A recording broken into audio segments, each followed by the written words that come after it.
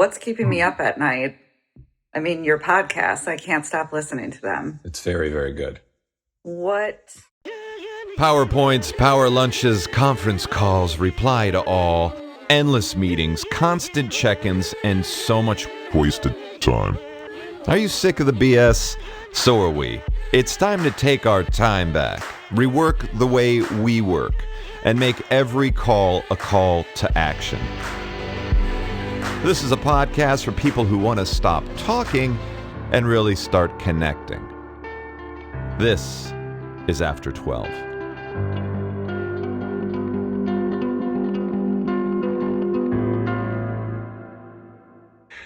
Ladies and gentlemen, welcome back to After 12, 12 for 12's original podcast series that explores cool companies, brands, messages, and makers, and what compels us to take notice and to become fans.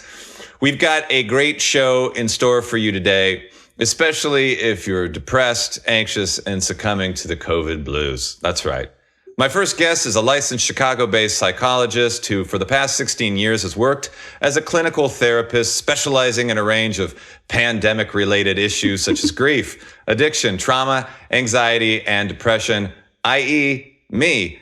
He is a dear friend and has yet to take me to collections for my outstanding therapy bill. Internet, please welcome Dr. Jason Herr to the show. Jason, welcome. Thank you. Hello. And my second guest, but really my first choice, is also an Illinois licensed clinical psychologist who for the past 15 years has been helping clients through, again, anxiety, depression, adolescence, as well as postpartum disorders and maternal mental health. She is also a close friend, a former neighbor, and the reason I survived having 2 babies as an adolescent. Internet, please welcome Dr. Brooke Laufer to the show. Brooke, welcome. Thank you. Let the healing begin, guys. Let it begin. I feel like there should be applause. That was There good. should be. We always do that in post-production. So 2020 has been described as a dumpster fire, a shit sandwich, and an ulcerated hemorrhoid. Without breaking confidentiality of your patients and clients, what are some of your favorite client descriptions of this past year? There's so many. Where do we begin? Dr. Herr? Well, I think 2 things that have stuck out to me that have been really fascinating, which actually started when this first happened, is I have a lot of clients that have a high level of anxiety. And what was really fascinating to me is they all calmed down. And one of the things that they said to me, which was really that I started to see across the board, specifically with the clients who have high levels of anxiety, is that they literally said they feel that the world had caught up to them. That's interesting. And they feel they actually felt more relaxed, which was really surprising me. I didn't really expect that. So that's the first thing I've seen. I wonder if that's a testament to you as a therapist. I don't know about that. Probably not. No. No. When it's funny. It's that phenomenon when everybody is stressed out, you actually start to relax. Mm-hmm. You know, like especially in family dynamics, if like your sibling or your partner is freaking out, it somehow makes you feel like, well, the responsibility is off of me. I don't have to freak out now. Yeah, I mean, I think especially for clients who have PTSD, right? Like they're already at an overactive, hypervigilant state. Mm-hmm. So now there's an actual apocalypse, which is a word that has constantly been overused, happening. And there is some, it's more egocentric, I think, for some people, but it doesn't, I don't know if it relieves symptoms. I mean, I have clients with like Amazon carts full of survival kits. I mean, it's really... Wow. Oh, yeah. And you've heard that word in session that we're going through an apocalypse. Yes. Wow. Yes. I mean, I've had people wonder if there's going to be like civil war. Mm-hmm. Yeah. Right? Or people who have any sort of germophobia that's now become agoraphobia. I mean, if that's familiar to you, Adam, I don't know. But Sure. everything that you started with becomes more intensified in a situation like this. Well, especially like the confluence of things. I mean, COVID, Trump, racial tension, the economy, rising unemployment, the presidential election. I mean, now there are wildfires in California and Colorado and, more police shootings. I mean, what's going on near you in Kenosha, Wisconsin. Mm-hmm. And then there's this hurricane season and the hurricane, bearing down on the southeastern United States. I mean, this is a good time to get in a real bad way with pills or alcohol and drugs. Mm-hmm. I mean, this is, it's funny though, the Substance Abuse and Mental Health Administration, SAMHSA, recently warned, quote unquote, of the emergence of increased mental health and substance use issues since the start of the pandemic. They've really done little more than support moderate increases in treatment provisions through the CARES Act funding. So I guess, are you hearing clients confide to you, like more than normal drinking and drug use as a result of what's going on? I think I can speak to that in a couple different levels, but my first thing that I even actually heard this earlier this week, which is, the term, being woke is like kind of being thrown around a lot nowadays. And one of the funniest things I've heard is to speak to this addiction and overuse of substances is, I feel so woke. I wish I could just take a nap and drug myself. You're too woke. I'm too woke. Too woke. Yeah. It's like, it's really tricky because I think one of the things that I try and kind of normalize in all this is really just from a neurological point of view, we're feeling trapped. We're feeling trapped in a house. We're feeling trapped in society. We can't even go to a restaurant. We can't even leave our country. We can't really do anything. So naturally, our natural reaction to feeling trapped is our fight or flight mechanism gets activated and aroused. And so we're in this constant state of arousal, of tension and stress, which we need to kind of separate the difference between stress and anxiety. But what's happening is that with that heightened nervousness and that heightened state of your nervous system being triggered, it's desperately craving for something to kind of calm it down. So there's a strong draw towards depressants and other types of substances to kind of break away from our need for escapism in a lot of ways because we're feeling more trapped. I mean, I go the old-fashioned way. Just, the Bible is the Lord's word is all you need there. I mean, honestly, and by the way, for the audience out there, Dr. Jason Herr did give me that as a present. So, I mean, good doctor. Wow. No, but I mean, what do you say at that point? I mean, this is a fight or flight response. And if you are on edge all the time, I mean, you can get a bottle of vodka or you can get a Peloton. I mean, what are some of the kind of practical advice, tips and tricks that, you try to steer your clients to? Mm-hmm. It's tricky with substance abuse right now because 12 step. I mean, first of all, I'm sure you read also the statistic that like alcohol sales are through the roof. I mean, any sort of dispensary, the lines are like around the block. So we know all of the substances are being overly abused in record numbers. And 12 step is usually the go-to treatment. And they had to add 12 more steps. They added, so now there's 24 steps, which makes for a lot of steps, especially when you have to do them on Zoom and you can't go in person. I mean, it honestly, there's inpatient. Inpatient was even shut down for a while. I'm sure, Jason, you saw that. So we couldn't hospitalize people. We couldn't send people to residential. There were a couple of people I had who did some residential in masks, 6 feet apart. I mean, really less effective treatment. Or for people who want to do 12-step for the first time because they're hitting bottom, there's no meeting to go to. There's no sponsor to find. So it does feel more helpless. It does feel like substance abuse is out of control and you sort of look to like the harm reduction. Okay, like if you're going to use, use later in the day, use like when your kids are asleep, use like with pills that are prescribed, or use contiguous to a sleepy time where everything is right. Don't safe, drive and use. Right. Yeah.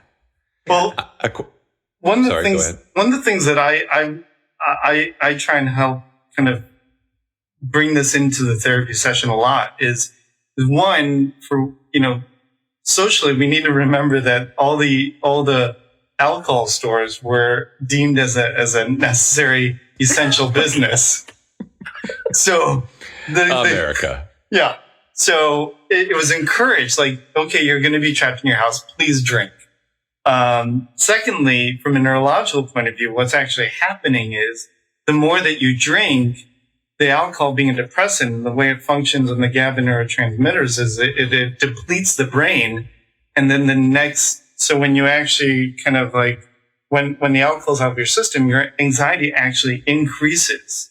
And so it creates a feedback loop of a snowball, which then you use more to try and calm the nervous system so then you literally train the nervous system that the only way to know how to calm down is by using alcohol, because it just keeps amping and increasing over time.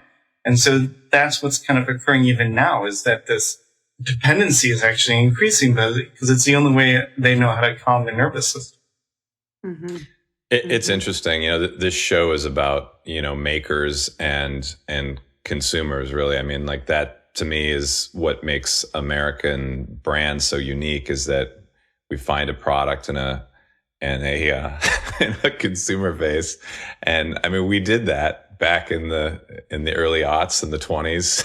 I mean, we found the product in the United States. I mean, and I shouldn't take it so lightly. I'm actually wearing my favorite shirt. I mean, but like the fact is, in America, we want to take a pill. We have healthcare that isn't necessarily about care. It's about treatment. How should I say? It's about symptom treatment, and the idea of mental health is the same. It's all about, I don't feel well, so I'm going to go talk to a therapist, or my marriage isn't going so well, so I'm going to go deal with that. It's cause and effect. But now, I mean, we're, in an apocalypse, to use your words, Brooke, or your patient's words. I mean, according to the CDC, pandemics can be stressful. Public health actions such as social distancing can make people feel isolated and lonely, and can increase stress and anxiety. However, these actions are necessary to prevent and reduce the spread of COVID-19. Coping with stress in a healthy way will make you, the people you care about, and your community stronger. It's like, and then they publish a list of emergency numbers where it's like, if you're going to kill yourself, if you're about to get divorced, it seems to me there's a few things missing in our society with regards to health, and hygiene. I mean, what do you recommend to patients or clients now when it comes to just mental health hygiene? What can you do to prevent the need to take the pill, or prevent the need to go to the treatment? Well, first off, one of the things that I always like to try and actually define is what actually mental health is. Because these are terms that we throw around, but we don't really have a clear understanding of really what it can mean. And so what I like to do is just clarify from my own point of view is that mental health is just your ability to cope. It's how to have mental balance. And it's your coping strategies. It's the way that you're approaching things. It's your perspective that have an influence in the way that you deal with something. And so that can be thrown out of balance a lot of times. And so just like with our physical health, if we overindulge or if we push it too far, we can kind of, do something bad to a limb or sprain it. And that's how I try and encourage people to think about their own mindset and their own mentality. So that's from that point of view, I think it's a much more interesting discussion when you think of how to understand what mental health is. Yeah. Mm-hmm. Mm-hmm.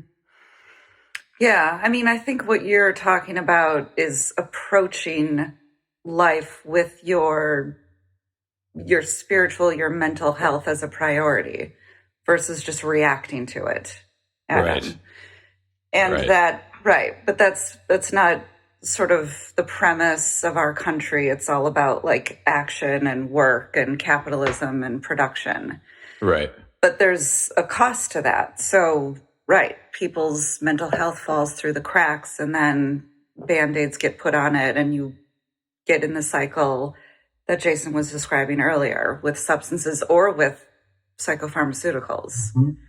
Well, I mean, and really, they are self-medication from both sides of it, right? Right. I mean, you can get a prescription from your psychiatrist, or you can go to your essential liquor store down the street. Right. I mean, exactly. But I guess my whole point is the hygiene aspect. I mean, here's a great anecdote. So, I recently reached out to Brooke and was trying to get a hold of my therapist from Chicago, and it's like I was telling a friend, I started back in the session, and he goes, "Oh, what's wrong?" And I mean, it's a funny question, but it's like that's kind of the mentality of not just mental health or therapeutic approaches to it, but kind of everything. You go to a physician, or you go to a counselor, or you go to a clinician. When something is wrong. Mm-hmm.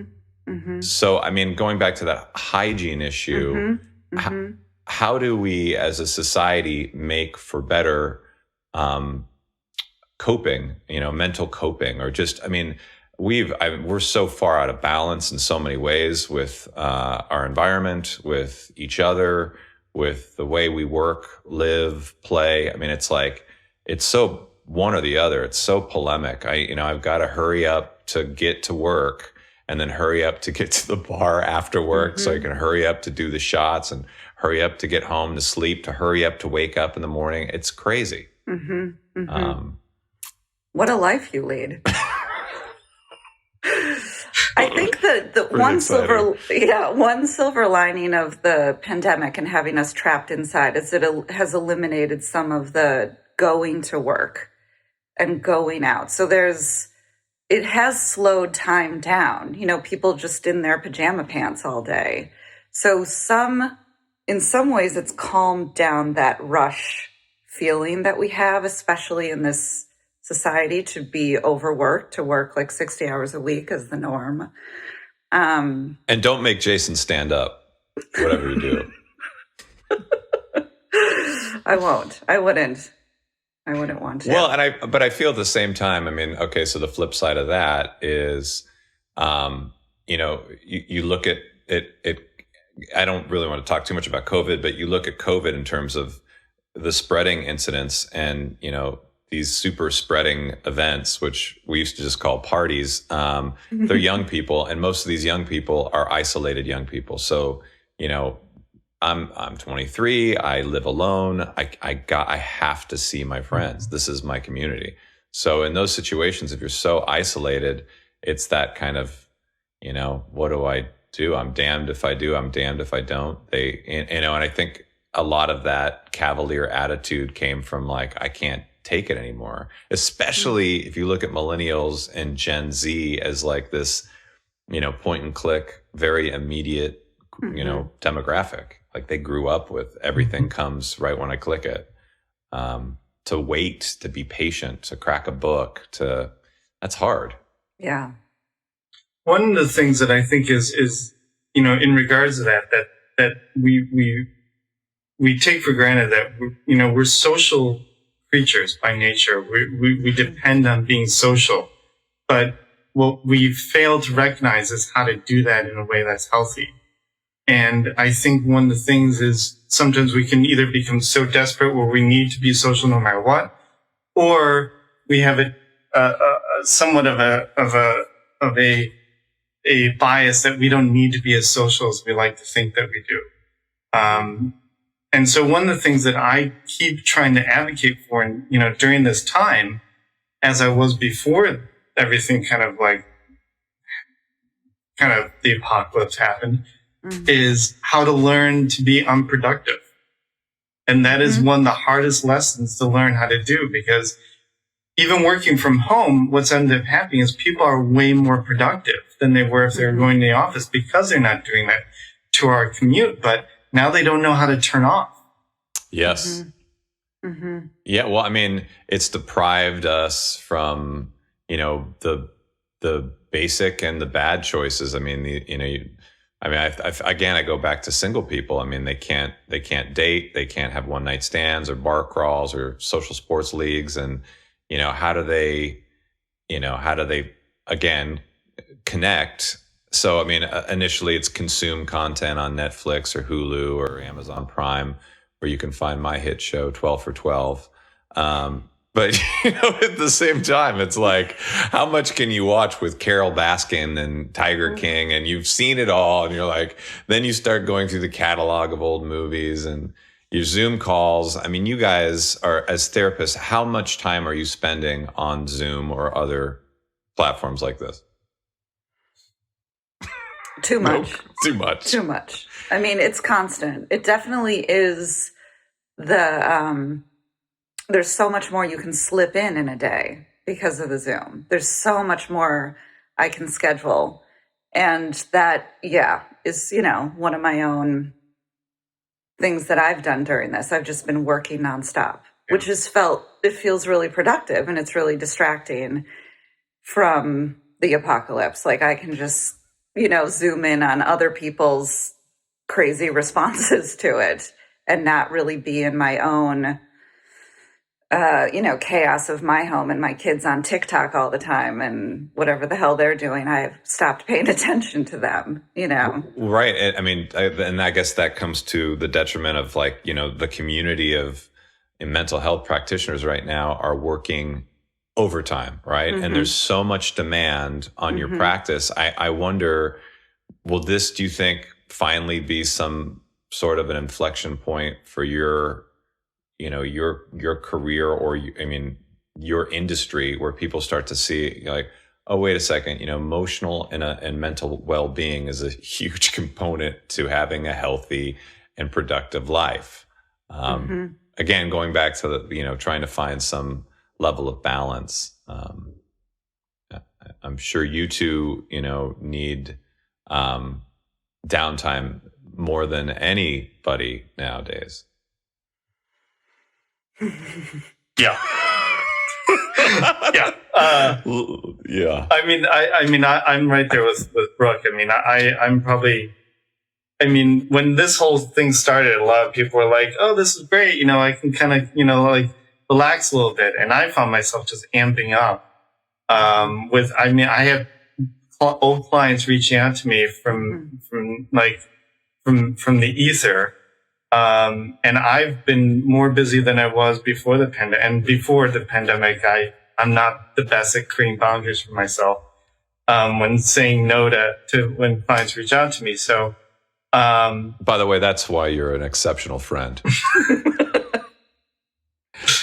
But an interesting side effect that I've been thinking about a lot is a lot of people who are going to work and they're doing a lot of Zoom calls like this. They may do 3 or 4 or X number, but I never really realized that I'm probably doing 30 to 35 Zoom calls a week. Wow. Or some type, I think it's my percentage is probably 70% are video conference and then the rest are phone. And it has increased my ability to do more, but I'm also recognizing how much more taxing it is, because just doing a Zoom call, the research and the data has shown you use different parts of the brain because it's way more stimulating than in person versus a phone. And so it is, in an odd way, way more taxing than it would be if we were in person. Are you finding that too, Brooke? Yeah. There's so much that happens with Zoom because normally for me, when you're in an interpersonal therapeutic interaction, it's a very feeling, physical, neurochemical, exchange. Yeah. And then you add the screen. So your brain is like working a different way with the blue light, right? And then there's so many glitches, right? Like there's so much, especially with like boomers, it's just like we're bouncing around, like I'm helping people. So we're moving in different parts of our brain and losing connection. Yeah. That we would get even non-verbally just being in the room together. Mm-hmm. So, yeah. The plus side, though, is it is really, alleviated the, torrid therapist-patient love affair, suits that you've had to respond to. Yes. Yeah. There's a decrease. I don't know if it's eliminated. I think of Will Ferrell and Step Brothers, and I just like, at the end, his therapist was like totally in love with him. The ones that match the seats. I kind of went with that. I traveled 500 miles to give you my seed. Lumberjack?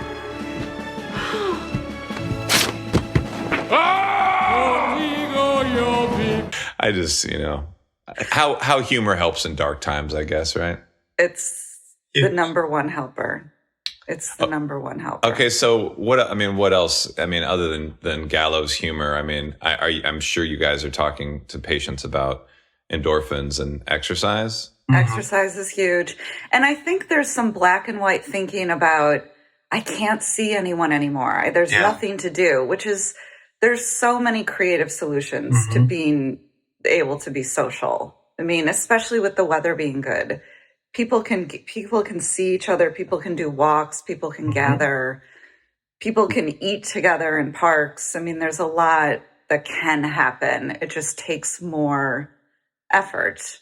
So like risk mitigation versus total risk avoidance. Exactly. Yeah. Exactly. Right. What about, diet, I'm sure could, you play a part to it too. What people are eating. I don't know if you've been counseling people in that direction, but we have a direct what we put in, we get out. Mm-hmm. One of the fascinating things about that is I'm not sure if you've heard it, but I found this very funny when I first started hearing it. The COVID-19, yeah, which is the 19 pounds you put on because you're sitting at home all the time. Yeah, and it's really funny because like people are stress eating, and then like a lot of people who would normally go out and used to go out and run or jog. Some of them don't feel comfortable doing that, for whatever reason.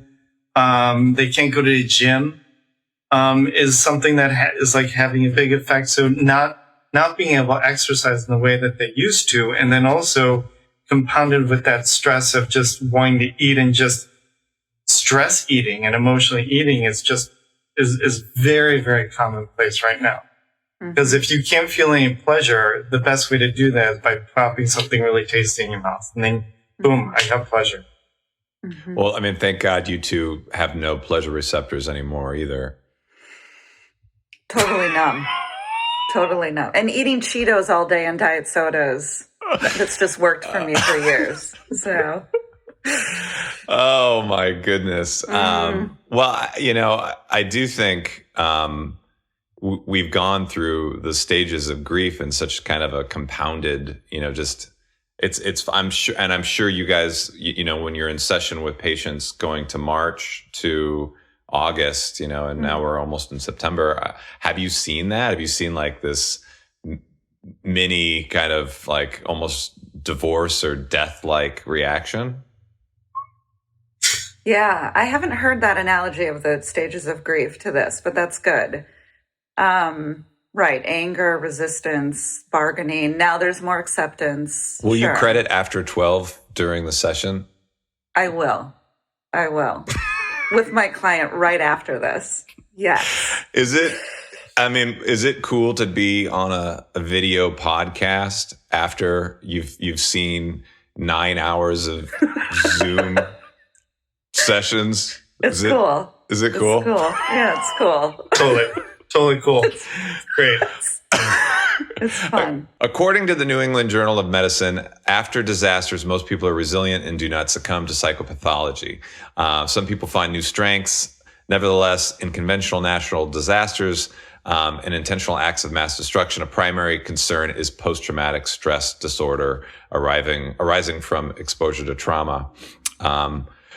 Medical conditions from natural causes, such as life-threatening viral infection, do not meet the current criteria for trauma required for a diagnosis of PTSD, but other psychopathology, such as depression and anxiety disorders, may ensue. Do you think the standard of diagnosis for PTSD needs to be changed? I'm going to jump in here. Because I have a lot of feelings and thoughts about this, because I've always kind of advocated that trauma is subjective and stress is not really fully defined, just like a lot of other things. Because what stress actually is a constant state of readiness, which is very different than anxiety. Anxiety is just this constant state of fear, or just this state of worry. Whereas stress is your nervous system kind of keeps you in the state of readiness, and it keeps that tension, and the muscle tension, all those other things. So stress can build up in the body over time and have drastic effects on your body and your mind. And one of the biggest things that I would get referred to from primary care physicians are men later in life who, when they finally had a child, they had and they had their career was going really well. They had everything they've always wanted. And all of a sudden their body was just kind of collapsing. And it turned out because they put themselves under so much stress from needing to hold on to what they finally had, that their cholesterol, the A1Cs, all these physiological symptoms aroused. And the primary care would kind of point out this is all stress related. I haven't had a normal poop in years. Well, that would explain a lot. We can help you with that. Is that part of a typical treatment plan these days? We'll get you back to whole again.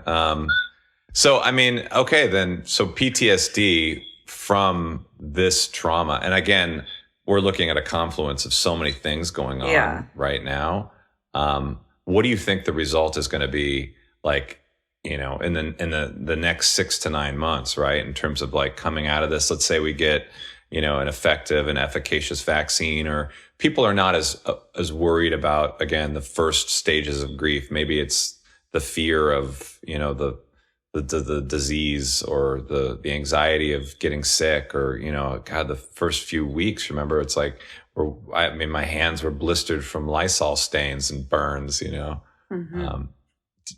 Do you think there's going to be a major kind of culling of this trauma? I think it's such a good question. And we have to start really thinking about that, like as clinicians, to get ready for the fallout. But I think it's idiosyncratic. I mean, like Jason is saying, everyone has traumas relative to each person. So some people who have gone through this pandemic have hit their own bottoms because of their own mental makeup, and they've had an experience of trauma, even if they haven't gotten COVID or they don't know anyone that got COVID, but being trapped in their home and being abused by their husband was like enough to traumatize them. So it's going to be different for every person. I think that the PTSD definition you read it's not taken into account like this was a national crisis. Right. No. Global crisis. Yeah. Right, exactly. Yeah. Exactly. So yes, it needs to be expanded. And we can't divorce it from what's happening politically and what is being exposed by the Trump administration and, the Me Too movement, the Black Lives Matter movement. I mean, the intersection of race and coronavirus is really intense. Yeah. So and then again, I go back to the branding, consumption, and the fact that again, the analogy that China is the largest manufacturer in the world, and we are the largest consumer in the world. And then you look at transportation and travel, like the fact that, we have taken for granted that I could be in the Riviera tomorrow. I could be in the South, southern, the South area. Yeah. You just have a brain fart. I could be in South America. You know what I mean? You could go anywhere at any time, and to think that globalization has been the conduit for what's happening. It's crazy. Mm-hmm. It is. And to think it all happened at once. It was really, I don't know, you guys remember when I produced my Mayan Apocalypse show in 2012? I counted on producer-director Roland Emmerich to be right about the Mayans and the volcanoes, the super volcano. None of that panned out. I got low ticket sales. It was kind of a bust. I mean, my band sucks. I'm okay. Like I'm pretty good, but the rest of the guys, it wasn't the level. Anyway, this is 2020. This is 8 years later, right? It just came late. Just came late. Yeah. And by super volcano, it meant pandemic. It's all in the Bible. And by hitting bottom, I'm puckered. Ooh. Wow. So what's keeping you guys up at night as therapists who are synthesizing all of our fears and anxieties and trepidations? And what are you guys thinking in terms of what's next in mental health governance and the way that we look at it? The way we treat how we feel. Well, two different questions. What's keeping me up at night? I mean, your podcasts, I can't stop listening to them. It's very, very good. What I'm thinking about the future of mental health. I mean, so in my practice, I have been trained in a Jungian way. So like I do a lot of dream work and thinking about archetypes and thinking about patterns and shadow work and what's the meaning? What's the meaning in the broader strokes of what's happening right now? So paying attention to what is really coming out, like what is being unveiled in society and getting ready for hopefully healing, like getting rid of so many systems that we've been oppressed by and been partaking in, sort of destroying a lot of what we've known to be reality and creating something new is both keeping me up at night and what I'm thinking about in my practice. So and it's really, I mean, how many hours of sleep do you get a night to do your own Jungian research? Right. Well, I have to sleep to dream. Right. And you barely make it to REM. Exactly. As soon as I get that archetype, I'm awake and writing it down and ready to go. Well, and Jason, you too. I mean, I know you're very much a why guy. You're digging deeper. What's your thought? Well, my first reaction to everything that's occurring is more sadness. It's I'm not really feeling that it's like the anxiety of the world, but I'm more struck with myself as just being sad. In the way that how everything's playing out, that,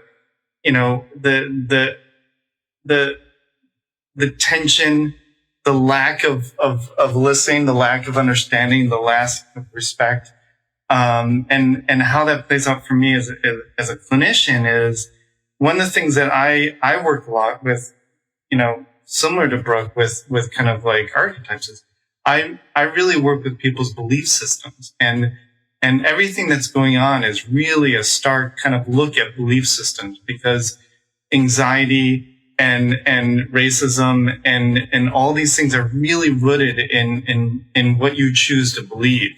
And that really has a stark reflection on, the way I try to explain it is when we believe something, we create truth, whether it exists or not. We create proof. So if you believe in God and you see a bird fly by, you will use that as proof that that's a sign from God.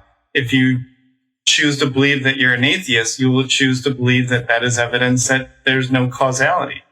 And so this is really shining a light on a lot of belief systems, which are really hard to kind of change because, when you have all this systemic kind of like beliefs that are really wrought without being open to other kind of points of views or ideas, they become truths. Yeah. And traps. And traps. Mm-hmm. Yeah. We are unpacking some really, really good shit on After 12 today. No, I mean, I really, self-actualization, if you think it, if you believe it, you can make it happen. And then social construction, like you define your own reality. I mean, these are things that I think about all the time when I'm constructing another episode of my award-winning show, 12 for 12, which is on Amazon Prime. So anyway, I love you too. It's been fantastic talking with you. Last question. How are you unpacking your stress? The, multiple hours of telehealth and Zoom calls all day. Are you trying to practice your own medicine in terms of hygiene, mental health? I'm trying. I'm trying to swim. I'm praying more than I ever used to. I'm trying to slow down, like the productivity has to slow down. We have to be, I really like what you said, Jason. We have to be able to be unproductive. I've been like floating. And Jason, how is your deprivation tank? Was that a good gift? I wish. Have you reached regression yet? No, I've started altered states and I've started to reach probagnum state, but... I'm frightened. We could be screwing around with this whole genetic structure. Now, how do we stop this? We've got millions of years stored away in that computer bank we call our minds. We have got trillions of dormant genes in us, our whole evolutionary past. Perhaps I've tapped into that. That's only for a few minutes. That's all it takes. That's all it takes. For me, I mean, like, I think what I've lost track of like doing meditation and like, I do a lot of yoga and that's been really helpful. The vices are really tempting to buy into, whether it's like, a beer or a really nice dram of whiskey or something like that. But I found that what's actually working really best is just by staying appreciative and feeling a lot of gratitude for the things the small little things are going on in your life and the people you have in your life, and to give yourself permission to feel that love and appreciation for those that are close to you. Mm-hmm. That's awesome. That's good. Well, if a new patient or a client wanted to reach out to you guys, how would they make contact if they wanted to get a hold of you? Email me. Not accepting new patients or clients. All right, we'll put your web addresses up right now. Please do that. Please do that. Yes. I'm not good with self-promotion. Put our stuff up either. Because even if we can't take people, I am always committed to finding help for people. Absolutely. Yeah. Awesome. Well, I love you both, and thank you guys for giving some insight on really what is needed more than ever, which is coping mechanisms for this apocalypse, which is sure to only get greater. That's right. Uplifting. I love you.